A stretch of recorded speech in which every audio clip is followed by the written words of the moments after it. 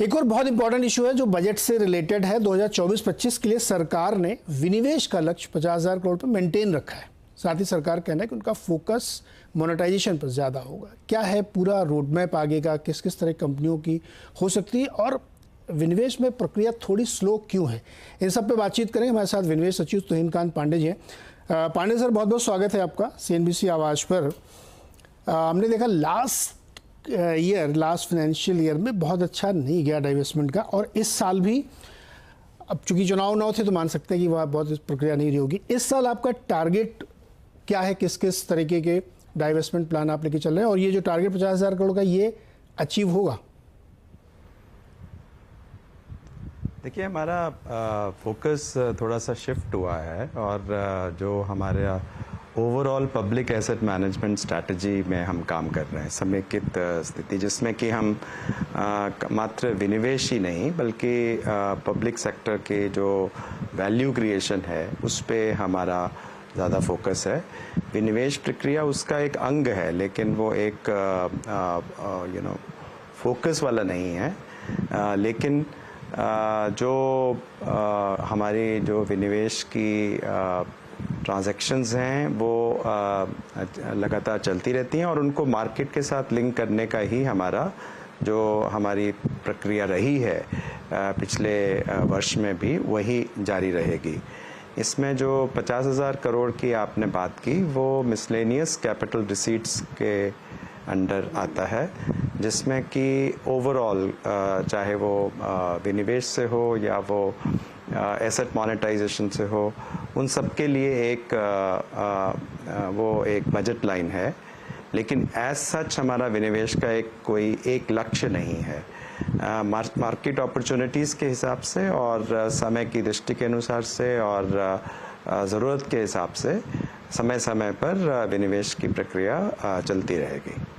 पांडे जी, आपने कहा कि फोकस थोड़ा शिफ्ट हुआ है, तो मुझे एक तो ये बताइए फोकस क्यों शिफ्ट करना पड़ा, और दूसरा आप कह रहे हैं कि अलग अलग तरीकों से ये 50,000 करोड़ होगा।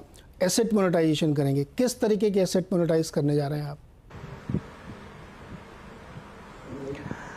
देखिए, जो फोकस शिफ्ट होने का कारण ये है कि जो पब्लिक एसेट हमारे मैनेजमेंट है उसके वो एक मार्केट इकाइयाँ हैं, और उनमें बहुत समय से हमने जो लिस्टिंग की है, और लिस्टिंग के बाद वो मतलब हमारे लगभग हम समझिए 81 इस तरह से लिस्टेड एंटिटीज़ हैं गवर्नमेंट के, चाहे वो बैंक हो, इंश्योरेंस कंपनीज़ हों, या लिस्टेड सब्सिडरीज़ हों, या हमारी पेरेंट कंपनीज़ लिस्टेड हों।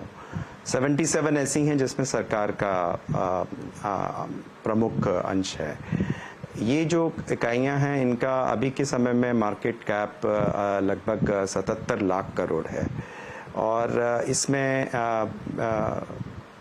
सिर्फ सरकारी भागीदार नहीं है बल्कि बहुत अन्य निवेशक भी इसमें भागीदार हैं। तो कैसे उन एंटरप्राइजेस को चलना चाहिए, उनकी कैसे उनकी ग्रोथ होनी चाहिए, तो सबसे पहले तो उनके परफॉर्मेंस कैसी होनी चाहिए, उनके रिटर्न ऑन कैपिटल है, उनका EBITDA है, रिटर्न ऑन इक्विटी है, एसेट टर्नओवर रेशियो है, टॉप लाइन, बॉटम लाइन, इन सब पे एक बहुत बड़े ध्यान देने की आवश्यकता है, जो कि हम दे रहे हैं।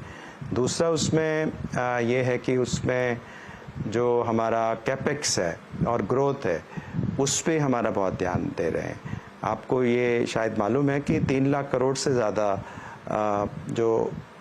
हमारे जो CPSE हैं, मैं बैंकों को उसमें नहीं गिन रहा, CPSE लोन जो हैं हमारी 61 लिस्टेड कंपनीज, वो उसमें निवेश करती हैं लगभग 3 लाख करोड़ से एनुअली ज़्यादा, मतलब ये अपने रिसोर्स से करती हैं। तो एक कैपेक्स में उनकी बहुत बड़ी भूमिका है, और एक एंटरप्राइज में भी ग्रोथ स्ट्रैटेजी होनी चाहिए। तीसरा, हमने जो कंसिस्टेंट डिविडेंड पॉलिसी में कहा है कि डिविडेंड भी महत्वपूर्ण है, लेकिन कंसिस्टेंसी के हिसाब से, उसमें भी मैक्सिमाइजेशन ऑफ डिविडेंड का लक्ष्य नहीं है, क्योंकि मैक्सिमाइजेशन ऑफ डिविडेंड में आप फिर जो रिसोर्सेज हैं, जो संसाधन हैं, वो ग्रोथ की ओर जाने में मुश्किल होगी। इसलिए कंसिस्टेंट डिविडेंड पॉलिसी की ओर भी हम निर्धारण करते हैं। कम्युनिकेशन ऑफ परफॉर्मेंस पे हमने जोर दिया है, और विनिवेश जो है वो एक विनिवेश के माध्यम से ही हम इतनी सारी कंपनीज जो पहले 100% सरकार के कंट्रोल में थी, उनको हम मतलब IPO करके, लिस्टिंग करके और थोड़ा उनमें से जो डाइल्यूशन करके उनको इस स्थिति तक पहुंचा पाए हैं कि जिसमें बहुत सारे निवेशक उसमें हैं और वो एक स्टॉक मार्केट में बहुत बड़े एंटरप्राइजेस हैं। बहुत बड़ा PSU का एक बड़ा जिसे कहते हैं एक सेक्टर है। तो इन सब को देखते हुए खाली विनिवेश ही एक लक्ष्य नहीं, विनिवेश का लक्ष्य तो हम सिर्फ मानेंगे कि हम फिस्कल डेफिसिट के लिए, वित्तीय घाटे को पूरा करने के लिए ही चेष्टा कर रहे हैं, लेकिन डिविडेंड भी आता है और डिविडेंड विनिवेश में नहीं है। इसी तरह से जो कैपेक्स की ग्रोथ है वो भी इम्पोर्टेंट है। तो इसलिए एक समेकित स्ट्रैटेजी, एक holistic strategy, public asset management strategy की आवश्यकता रही है और उसकी ओर ही हम काम कर रहे हैं। पांडे जी, जैसे आपने कहा कि डिविडेंड मैक्सिमाइज करने पे फोकस नहीं देगी सरकार, कैपेक्स करो भाई, पैसा है आपको तो आप धंधे में लगाओ। तो मैं इससे ये समझ रहा हूँ कि कोई ऐसा दबाव नहीं कंपनियों के ऊपर रहेगा कि ज़्यादा से ज़्यादा वो डिविडेंड दें। एक बात जो मुझे समझ में आ रही है, एक्सप्लेन करिएगा आप। दूसरा, जो कुछ कंपनियां बनाई इसलिए गई थी, जैसे NMDC steel, shipping corporation, IDBI bank, जो बार बार हम लोग खबर चलाते हैं कि अच्छा तैयारी हो रही है, एनेबलिंग ले लिए गए सारे प्रोजेक्ट, लेकिन वो बात आगे नहीं बढ़ पाती। मार्केट ये जानना चाहता है कि स्पेसिफिकली क्या हो रहा है इन कंपनीज को लेकर के। डिविडेंड के बारे में तो मैंने आपको स्पष्ट किया है कि consistent dividend policy, consistent is not maximum dividend policy. मतलब आप एक्सपेक्टेड है कि आप प्रॉफिट करें, प्रॉफिट में से एक सर्टेन पार्ट ऑफ डिविडेंड दें, लेकिन उसके साथ साथ एक हिस्सा रिटेन्ड अर्निंग के रूप में अपने कैपेक्स प्रोजेक्ट्स के लिए, ग्रोथ प्रोजेक्ट्स के लिए भी जाना चाहिए। तो इस दृष्टि से ही हमारे PSU काम कर रहे हैं और मैंने जैसे आपको बताया 3.5 लाख करोड़ से ऊपर का निवेश वो करने जा रहे हैं या उससे भी अधिक उससे करेंगे। तो दूसरी बात आप जो कह रहे हैं कि कुछ स्पेसिफिक ट्रांजैक्शंस की, उसमें जैसे IDBI बैंक की बात आपने की, उसमें मैंने पहले भी अभी मीडिया को स्पष्ट किया था बजट के बाद कि वो प्रक्रिया आगे बढ़ रही है और फिट एंड प्रॉपर का है जो वो ऑलमोस्ट हो चुका है और इसलिए हम अगले ही अर्ली अगस्त में वर्चुअल डेटा रूम में हम उनको बिडर्स को आगे लेके जाएंगे और उसके बाद उनकी ड्यू डिलिजेंस के बाद फाइनेंशियल बिड्स आने की अपेक्षा है इस फाइनेंशियल ईयर में। हम आशा करते हैं कि वो फाइनेंशियल बिड्स आएंगी। बाकी जो आपने ट्रांजैक्शंस की बात की, उनमें भी विभिन्न स्टेजेस में प्रक्रिया जारी है और हमें आशा है कि जो ट्रांजैक्शंस एटलीस्ट जो आगे बढ़ चुकी हैं या बढ़ रही हैं उनको हम लॉजिकल कल्मिनेशन तक ले जाने में सक्षम होंगे। जी पांडे जी, बहुत सारी कंपनियों में सरकार का स्टेक 51% से लेकर के 95%, 98% तक है। क्या सरकार ये भी विचार कर रही है, आप लोग प्लान कर रहे हैं कि OFS के जरिए उस स्टेक को बेचा है? मार्केट में बहुत सारी वॉइसेस थी कि सरकार को बहुत बड़ा कुछ करने की जरूरत नहीं, थोड़ा थोड़ा OFS करके अगर स्टेक ही बेच दें तो बहुत पैसे आ सकते हैं सरकार के पास। क्या ऐसा प्लान है OFS लाने का? वो तो एक सतत प्रक्रिया रही है, तो मुझे ये बताने की आवश्यकता नहीं है कि समय समय पर मार्केट डाइल्यूशन विभिन्न कंपनियों में होता आया है। एक चीज़ और सर, बहुत सारी सरकारी कंपनियों के पास बहुत सारी लैंड्स हैं जो अनयूटिलाइज्ड हैं और जैसे बहुत सारी कंपनियों के अलग अलग किया भी गया है। क्या सरकार इस पर भी ध्यान देगी कि ज़मीनें बेची जाए रादर की कंपनी को डाइवेस्ट करने के लिए, या उसमें कोई स्टेक सेल के बजाय जो उनके पास नॉन कोर एसेट है या अभी उस एसेट की ज़रूरत नहीं उसको बेचा जाए या उसको लीज दे दिया जाए?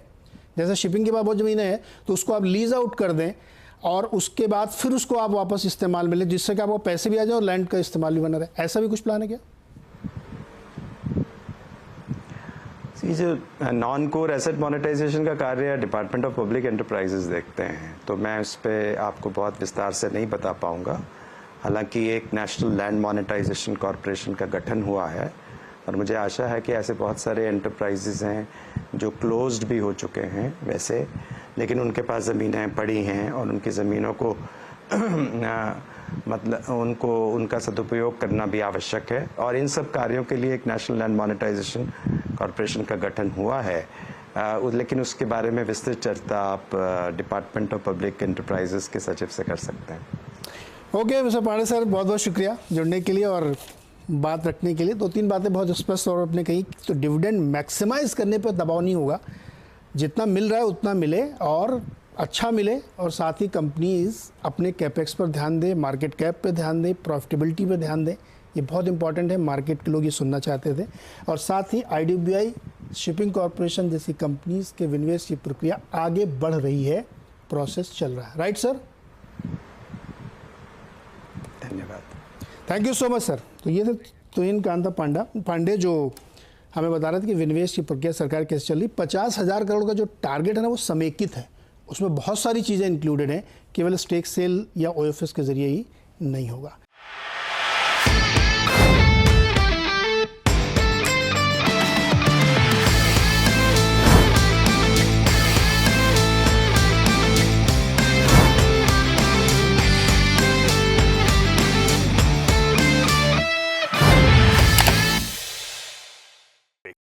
बता दें कि मनी कंट्रोल पर दिए गए विचार एक्सपर्ट्स के अपने निजी विचार होते हैं।